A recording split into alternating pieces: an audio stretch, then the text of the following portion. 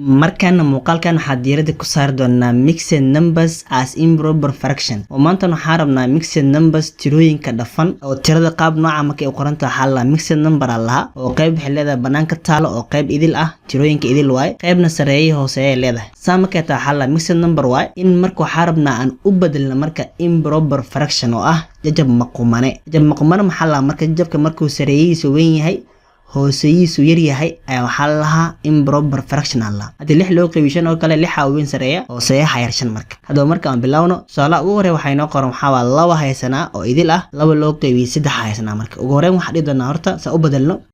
3 ku dhufaa dhigi doonaa 2 waa imisa waa 6 waay ay 6 ku dar sareeyaha oo 2 ah waa 8 waay hooseeya marka soo guuri meeqa hooseeyaha 3 waay halaaso kaliya marka hore waxay ahayd mixed number ahayd hadda maxaa improper fraction waa sareeyaha weyn hooseeyaha yar ay number 2 waxay noo qoran waa hal idil 5 loo qaybiyay 8 waay idan waxa sameyn doonaa waa sidii oo kale waay 8 ugu horeen waxay ku dhacaysaa halkan horgalaha maxaa noo imaanaa marka waa 8 oo kaliya waay waxa ku daray sareeyaha oo 5 waa 13 waay hooseeyana maxaa isna marka 8 waay halaaso kaliya midaan isku day jawaabteeda qaybta comment-iga noo reeb aad waa mahadsantahay thank you